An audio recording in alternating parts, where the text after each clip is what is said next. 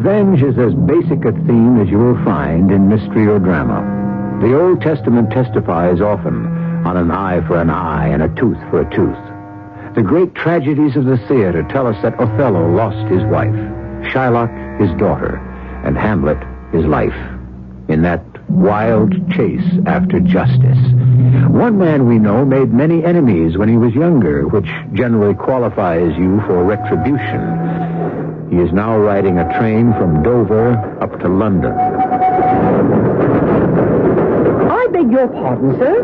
Do you mind if I join you in this compartment? Oh, not at all. I'm all alone. I had hoped to find an empty compartment on this train up to London, because I've some reading to do. The 2 compartments have noisy little children, and 3 have men puffing at odoriferous cigars, and the compartment next to this one contains a nursing mother. I don't smoke. I gave it up years ago. I never started. That's a crutch. I remember the days if I didn't smoke half a pack before I got to my office, I couldn't face the day. Oh, really? Must be a very strenuous and nerve-wracking line of work. Oh, yes, it did leave me pretty edgy, but I've retired now. May I inquire what it was? Well, I was head of Fountainhead Pictures. I'm John Fountain. My goodness, yes. Your name and your movie company is a household word over here in England. My name is Arnold Lee. L-E-A. Lee? Well, that's an unusual spelling. And it's Old English for thicket or shrubs. Oh, you're not in the wood business, are you? Oh, heavens no. I'm afraid I don't do much of anything. That's the penalty of being born well off with a large estate and farms and farmers to look after. I do have one business, a distillery in Scotland, so I keep occupied. Are you on vacation from Hollywood, Mr. Fountain? No, I'm looking for a place to settle down. A permanent home.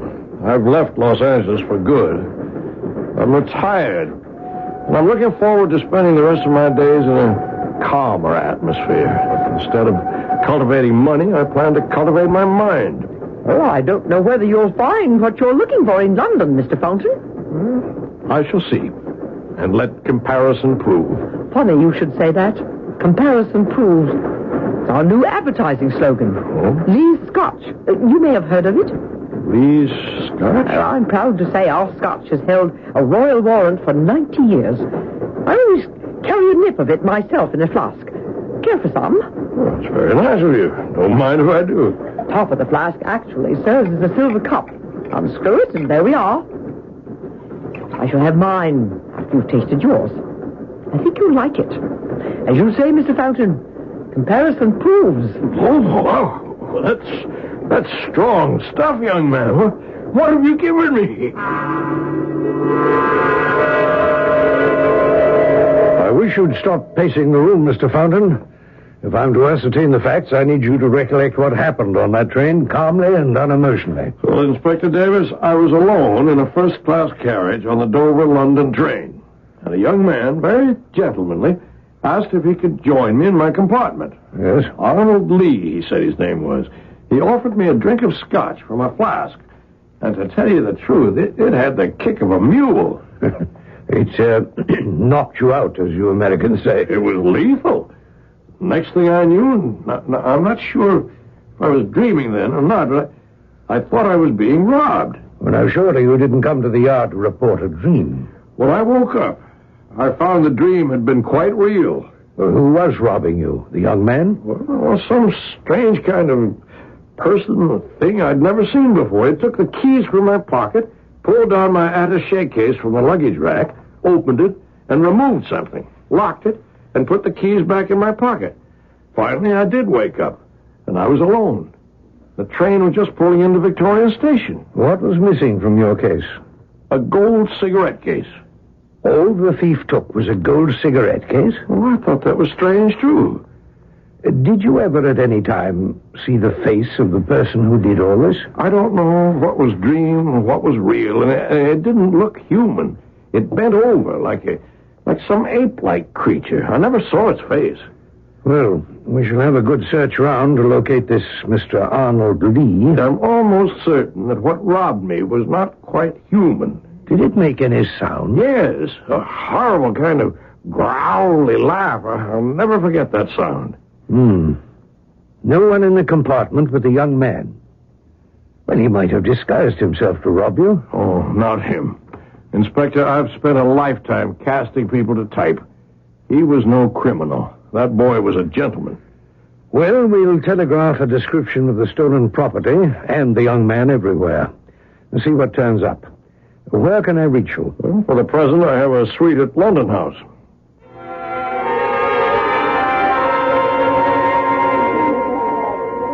Excuse me, madam.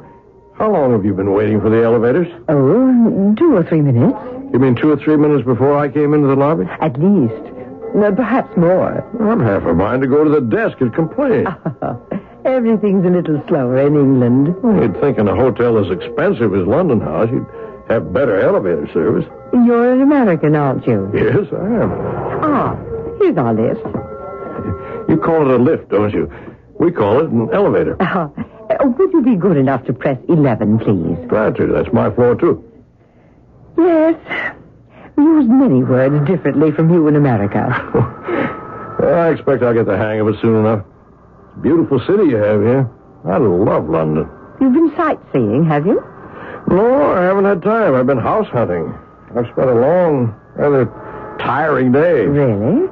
You're going to make London your home? Are you going to hire or purchase? You mean rent or buy? Oh, there you are. What is it George Bernard Shaw said about your country and mine? England and America, separated by a common language. I bid you good night, Mr. Fountain. Enjoy your stay. Oh, hold on a minute. How did you know my name? I shall be happy to tell you some other time. Mine is Norrell. Mrs. Ada Norrell.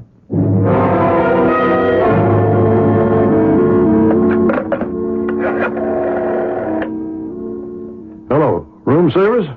This is John Fountain. Where's my dinner? I ordered it almost an hour ago. Hold on. There's a knock on the door, probably the waiter. He certainly took his own sweet time. If this food is cold, I warn you, I'm sending him right back downstairs.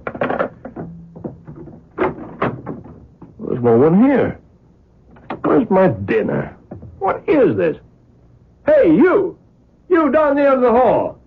Say, aren't you that young fellow who was in my train compartment? Hey, come back here. Son of a gun. That's him.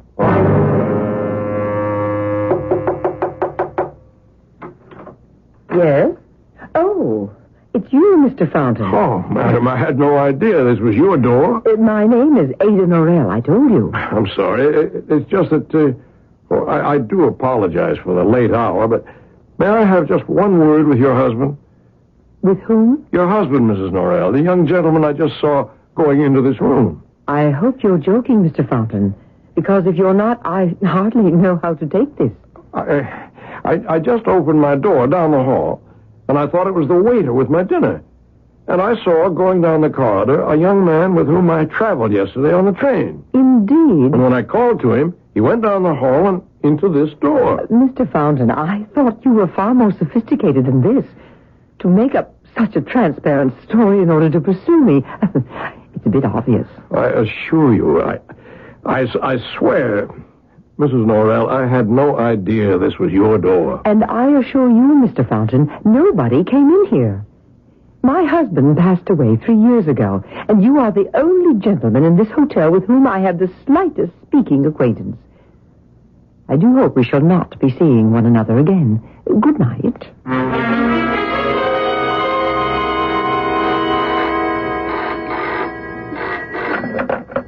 Yes? Hello? Who is it? Mr. Fountain? Yes? Who's this? This is Inspector Davis, Scotland Yard. Oh. I'm downstairs in the lobby.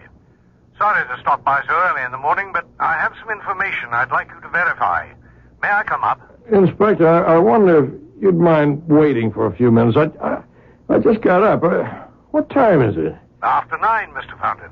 Good heavens, I had such a terrible, sleepless night. I'll take a quick shower and get some clothes on. Will you come up in, say, 10 minutes? I shall. I'm sorry to hear you had a bad night. Well, I thought when I came to England that the pressure and the strain in my life would disappear, but I have to tell you, Inspector Davis, I don't know. I haven't felt so dog-tired and washed up since I was in the middle of production in Hollywood. I thought those days were hard on me, but the past 2 days, I don't really like this.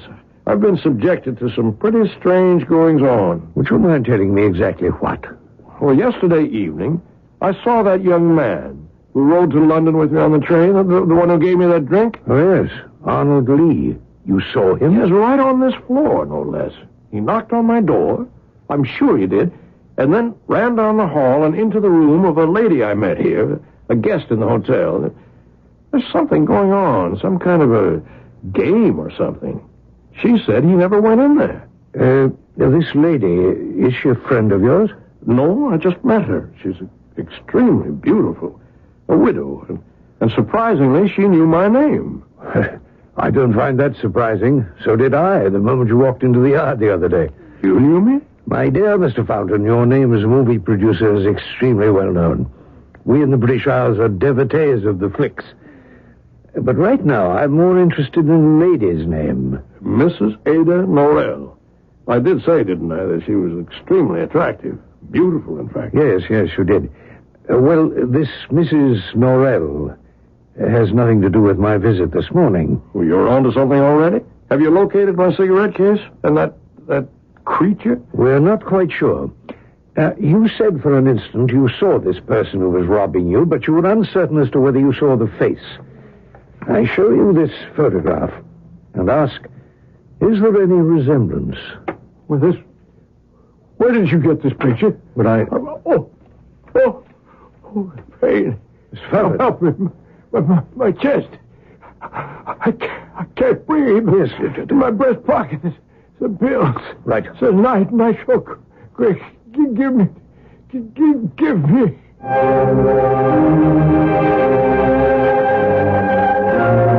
heart attack. A nitroglycerin pill to alleviate the pain. The inspector quickly places the tablet under the tongue of the gasping man. It will dissolve, and John Fountain will recover. But what was it about that photograph that shocked him so much that his heart was affected? I shall return shortly with Act 2.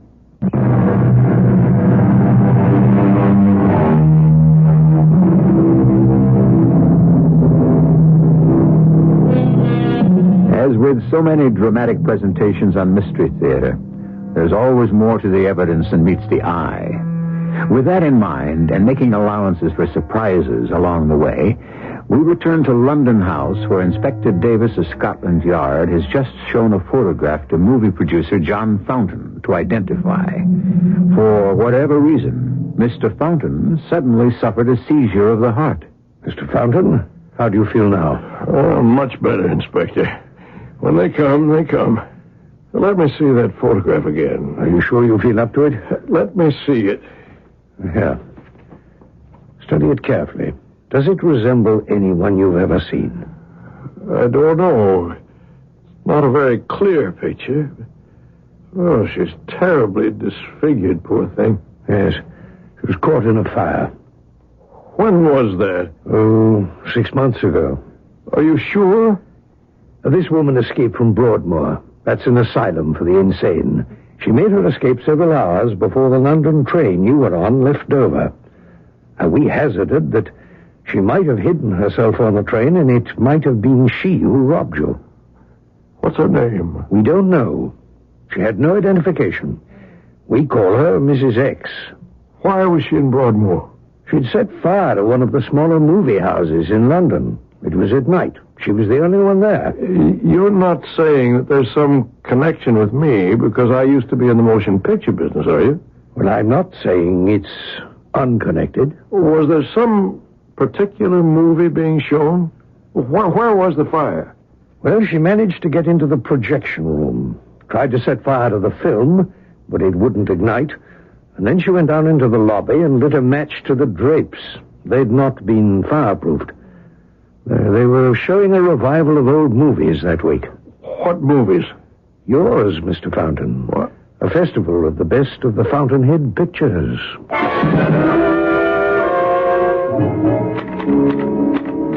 Now you're staying late tonight, Davis. No. Typing up this John Fountain case, Chief. Isn't this simple robbery taking an awful lot of your time? Well, I don't think it's that simple. I have an idea that Fountain's not a little paranoid. If he weren't such a VIP, perhaps it wouldn't matter. But he's got a bad heart, and he believes that everyone he meets is out there to get him. Who does he think is after him? Well, several people. A, someone who looks like Mrs. X. You remember the theater pyromaniac? And B, a young man he met on the Dover-London train. And C, some other woman who lives at London House where he's staying and who he believes is in league with the young man. And all this over the theft of a cigarette case? Well, of course, there's more to it, Chief. Fountain is an extremely nervous man with a heart condition. If he's not imagining all this, it may be there are people in London at this moment who are intent upon driving him under. You understand what I'm saying? Oh, driving him crazy? Under, I said. Under the ground. Driving him to his death. Glad you stopped by this morning, Inspector Davis. If you'd come a little earlier, we could have had breakfast together. Well, I'm glad to find you so chipper, Mr. Fountain. Things appear to be going my way. Good. I've had some good luck since I last saw you. I found a nice little house on a nice little street off Welbeck Square, which I'm making an offer on. Your news is better than mine. My nice little streets have all turned out blind alleys. I keep thinking about what happened to me, Inspector. I had at least 250 pounds on me when I was robbed. Now, why wasn't that taken? Why just the cigarette case? Is that why I was drugged? For that? And Arnold Lee, where did he disappear to? He told me he came from a prominent family and he made Lee Scotch. There is no Lee Scotch, Mr. Fountain. There never was. Never was? Really? Is that true? I'm here this morning to ask you, is there something you haven't told me? I've told you everything I know. Tell me, why does the loss of that particular cigarette case bother you so much? I'm sure you can afford many more. I attach great sentimental value to it, that's all. Why do you? It was given to me on my retirement from Fountainhead Pictures. Inside are inscribed all the names of those I made famous. Actors? Actors and directors and writers. All of them had their names engraved inside that cigarette case? Almost all. Some had died or moved away or got out of the picture business. If you'll excuse me, that might be my real estate agent. They may have accepted my offer. Hello? Mr. Fountain? Yes, who's this? Ada Norrell. Oh, yes, Mrs. Norrell. Are you still here at London House? I haven't seen you recently. I had a visit from Inspector Davis of Scotland Yard. You did? It was rather annoying. He questioned me about a young man you said you saw going into my room. Now, I don't know why you keep insisting on this, Mr. Fountain, but I can tell you I was very angry indeed. I am sorry, Mrs. Norrell. How can I make it up to you? Well, at least you sound contrite. I am. I'll do anything so you'll forgive me. How about dinner tonight? And the theater afterwards, huh? No, that doesn't intrigue me. But if you'd like to accompany me on a visit to the Tower of London this afternoon, I suppose I could forgive you. The Tower of London? Why, yes, I've never been there. Good enough. I shall meet you in the lobby at 3. No, better yet, 2:30, right inside the Tower enclosure. Goodbye. I'll be there. Mrs. Norrell, Inspector. She didn't like your questions. Really? She didn't seem to mind at the time. She is, by the way, as extraordinarily beautiful as you told me. That woman. Had I met her 10 years ago, I could have made her into one of the biggest stars ever to hit Hollywood. Mm-hmm. She's got something. Not only an unusual and photogenic face, but a lovely manner. Yes, I could have made a big star of her. What did Mrs. Norrell call you about? To join her sightseeing. I said I would. Well, if she upsets you that much, why do it? I don't know how to analyze it, but for some reason I'm drawn to that woman. A certain charisma, maybe. It's what we always look for in a movie actor. It has nothing to do with acting talent. Don't ask me why. I hardly know her, but she has that quality. Yes, all right. So long as it distracts you. Where are you going? The Tower of London. Be careful. Don't get locked up in the dungeon.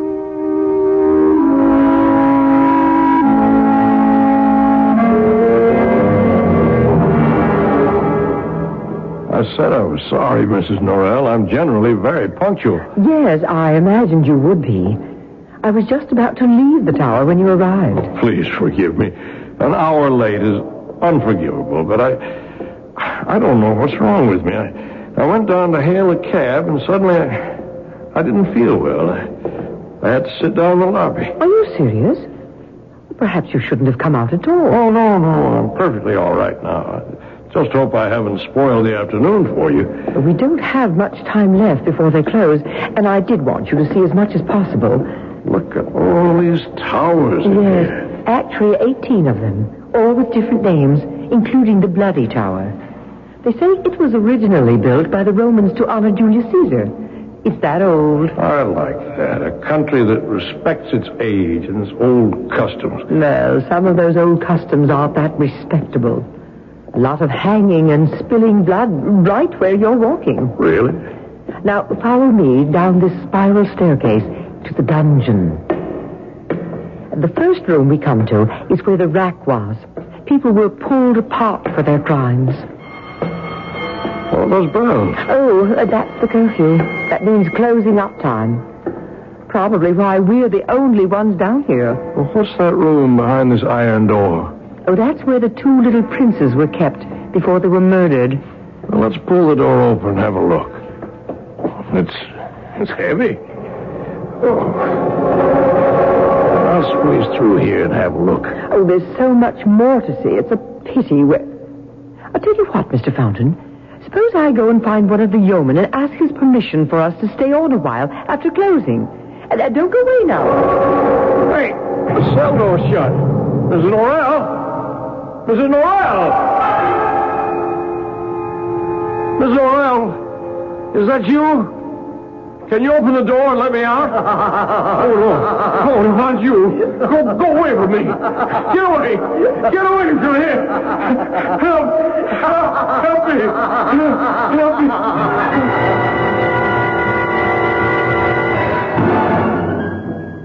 The nurse said it was all right for you to receive visitors. How do you feel today, Mr. Fountain? How long have I been in the hospital? 2 days. I don't know what to make of all this. Well, if you're feeding up to talking today, I'd like to know what happened. I was going to ask you, Inspector. I don't usually wake up 2 days later and find myself flat on my back in bed. You've forgotten, Mr. Fountain? Wait. No, it was all a nightmare. Wasn't it? I didn't really see anybody, did I? Well, you had a seizure in the Tower of London. The guards came by and found you in the dungeon. Somehow you'd locked yourself in. Fortunately, it's happened before. A visitor gets very excited, releases the door, finds himself locked in, faints, and so they know exactly what to do. They whisked you off to London Hospital, and since you're an American, they called me. She did it. I'm sure of it. Who did what? Mrs. Norrell. And then she sent that hideous creature to the cell. She came up to the door and laughed at me. Can you be more detailed? Well, the door to the dungeon has a little window cut into it. I was calling for help. Then all of a sudden, this demented face appeared in that little window and laughed at me. Had you ever seen this person before? I don't know. Was she the creature that robbed you on the train? I don't know. Don't ask me. Mr. Fountain, in that dungeon in the Tower of London, you were heard to say, you, go away from me, get away. It sounded as if you knew who it was. Now, who was it? I tell you, I don't know. Mr. Fountain, we can't help you if you don't help us. Now, bear in mind, the Yard has taken everything at face value. There have been no confirming witnesses. It's all your story. There are those at headquarters who have definite doubts that you ever had a cigarette case, or that it was stolen, or that you were drugged by a young man on a train. Why would I say all those things if they weren't true? It was that madwoman, the one you call Mrs. X. And do you know her? Mr. Fountain, answer me. Yes, I did know her. But so help me God, I had nothing to do with it. I tried to help. Why, after all these years, does she come back into my life to make me remember? I don't think my heart can stand much more of this. I mean it. I won't be responsible if I ever see her again.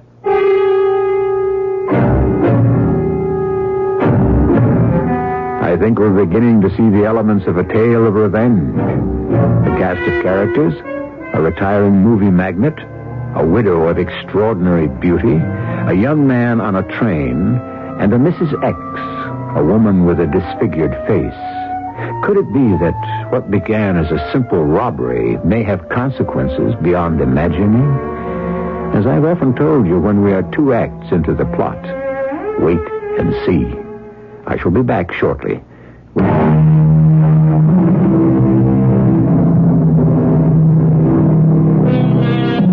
Act 3 it is.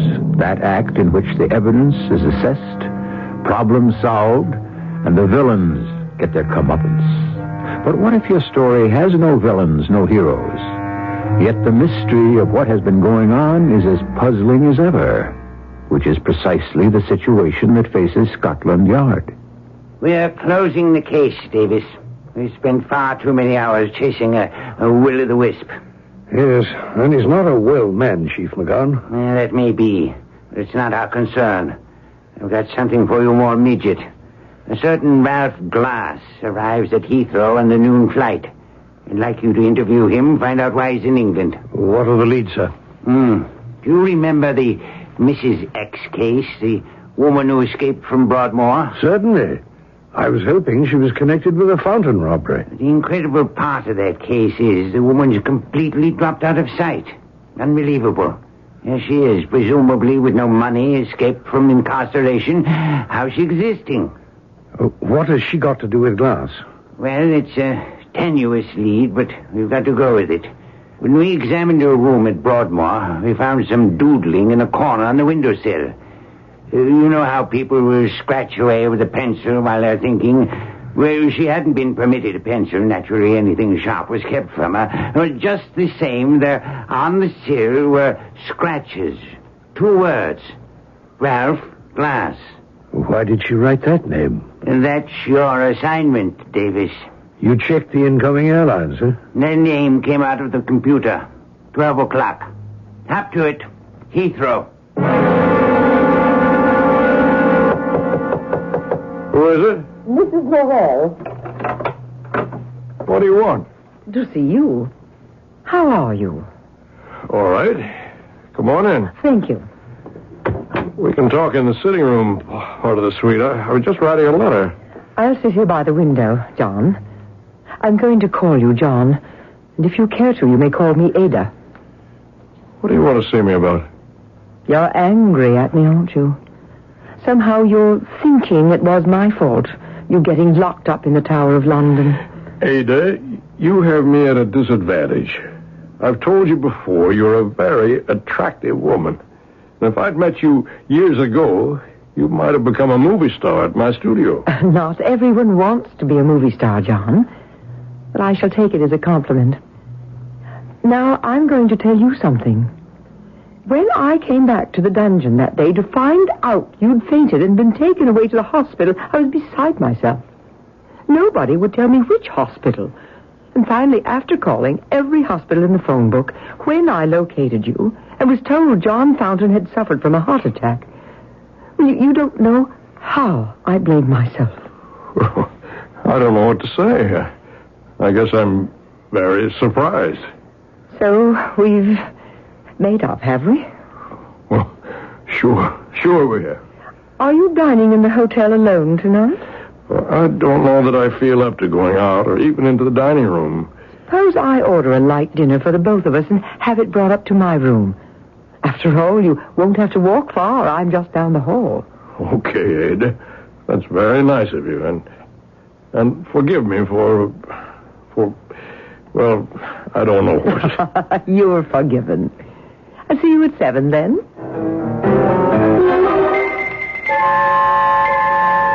Are you Ralph Glass?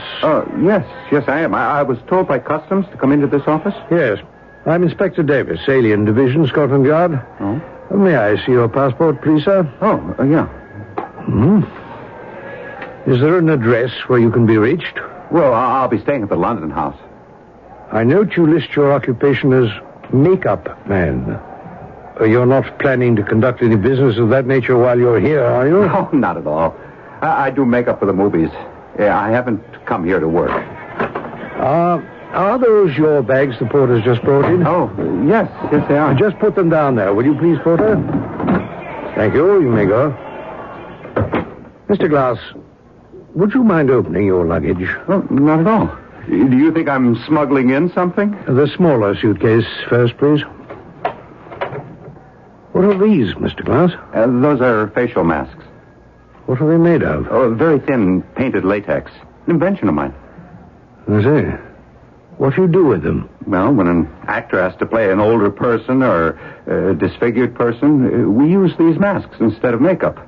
You see, it's very pliable. Your own skin can breathe through them, and they're as lifelike as a human hand can make them. Indeed. Hold this one up. Extraordinary. I do believe it resembles a lady I interviewed quite recently. Oh? I would say this is no ordinary character makeup. These masks are works of art.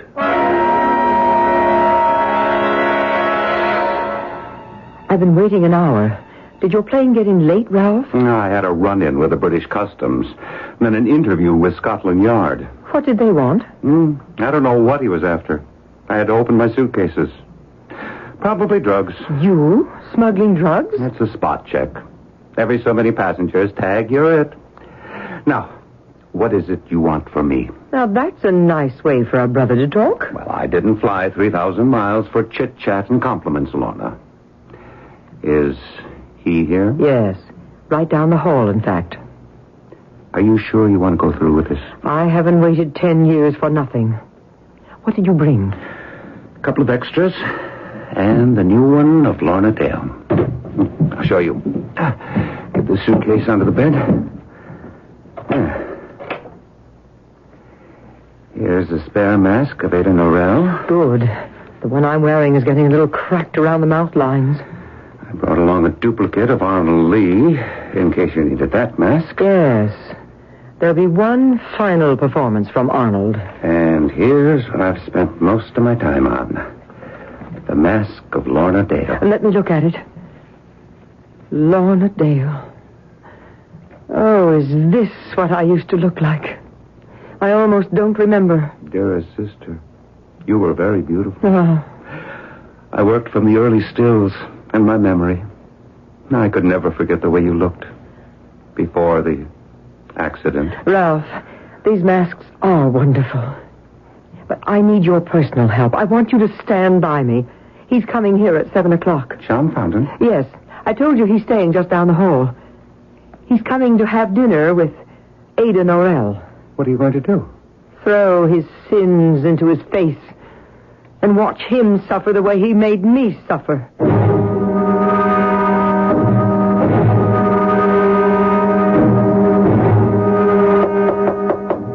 Who is it? It's me, Ada. John Fountain. Oh, come in, John. I'm just finishing dressing. Where are you, Ada? I'm in the bedroom. Be out in a minute. Fix yourself a drink. Thank you. Can I fix you one? Well, I've ordered wine with dinner. I'll wait for that. I'll just have a whiskey and soda. I have a surprise for you, John. A visitor to see you. Say, aren't you... Yes, indeed. Arnold Lee. How do you do, Mr. Fountain? What is all this? Do you remember your gold cigarette case, Mr. Fountain? I have it. Not so fast. Don't be grabby. I'll read you the inscription. With affection and respect to the founder of Fountainhead Pictures. And it's signed by all those nice people you put on the map. All but one. Who is that, Mr. Fountain? I thought you stole it. Give me that. Oh, sorry, I dropped it. Oh, how careless of me. I've squashed it flat by stepping on it. Goodbye. I have to go now because there's someone else who wants to say hello. Ralph? Your old boss, John Fountain, is here. Come on out to the bedroom. Hello, John. Remember me? Ralph Glass? Well, of course I do, Ralph. You were in makeup. What are you doing in London? Lorna asked me to come say hello. Said there'd be a reunion. Lorna? Yes, Lorna Dale, my sister. The most beautiful girl in the lot. Don't you remember her? Oh, sure. How is she? Don't you know? She was in the cabin up at Arrowhead with you when it caught fire and you ran out. You saved yourself, remember? It wasn't my fault. The kerosene stove just tipped over. It wasn't your fault that you got out without a scratch? And Lorna was so badly burned they could never fix her face again? Not your fault? Why are you doing this to me? I've left Hollywood. Why are you over here to tell me this? I know, John. You're trying very hard to escape, but things keep happening to you, don't they? How would you like to see Lorna Dale right now? Oh, no. No, please. Yeah, you have no choice. Lorna? Would you come in, please? Hello, John. Long time no see. Oh, Lorna. Oh, you're beautiful. You haven't changed at all in these years. Remarkable, isn't it? Considering what my face looked like after the fire. I had no idea plastic surgery could be so restorative. I don't believe it, Lorna. Not a mark on my face, is there? Look closely, John. Fantastic, no? Now, I want you to keep looking. Ralph, help me off with this, will you? Now, look, John. Does this face of Lorna Dale look more familiar to you? Or did you prefer the mask of Lorna Dale? Oh, no. No. No.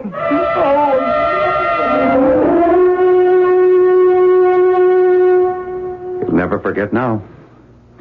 You'll never be the same. There's just one more scene to play, Ralph. Is that why you're wearing your Ada Norell mask? It's the one a certain gentleman knows me by. I telephoned him before to ask him up. Do I know him? If you don't, you will in 10 seconds. Inspector Davis, it was good of you to stop by so late at night.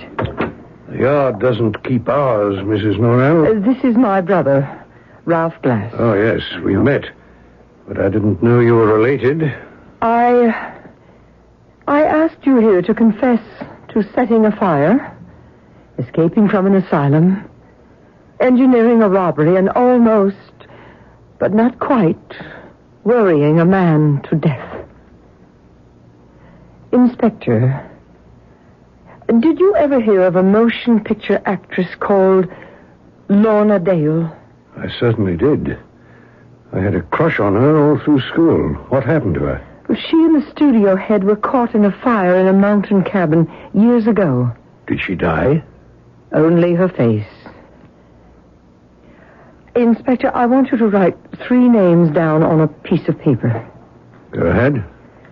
Arnold Lee, Ada Norell, and Lorna Dale. And then take a very close look at those 3 names. Mrs. Norrell, I already have. Oh? The names Arnold Lee and Ada Norrell and Lorna Dale are all the same anagram. The same letters transposed to make 3 different names. It was I, the same person, transposed to make 3 different people. But how could you? Ralph, show Inspector Davis the masks. Of course, those masks. Now I see a fire, a burned face. Mrs. Norrell, you are really Lorna Dale. Yes, I am. I hope you will let me pay for the damages to the theater and for escaping from the madhouse. I am not crazy. May I call you Lorna Dale? Of course. Miss Dale, I can straighten out matters with both the Yard and Broadmoor. I think you've suffered enough. I'd better be on my way now, but I shall never forget your 3 performances. Your 3 people. in 3 masks.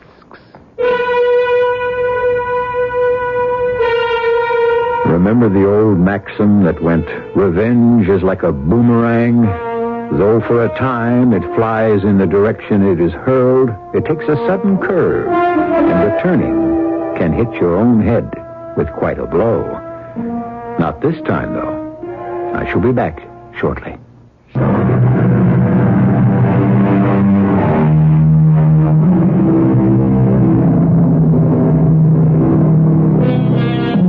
Rather than leaving you believing that revenge is sweet, or that I endorse revenge in any shape or form, let me say that the best manner of avenging ourselves is not by resembling him who has injured us. Yet, men are not gods, and often it is indeed difficult to turn the other cheek. Our cast included John Beale, Court Benson, Joan Shea, and Ray Owens. The entire production was under the direction of Hyman Brown. This is E.G. Marshall inviting you to return to our Mystery Theater for another adventure in the macabre. Until next time, pleasant dreams.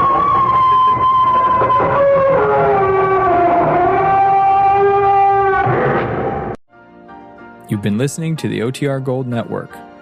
Find more classic radio at otrgold.com.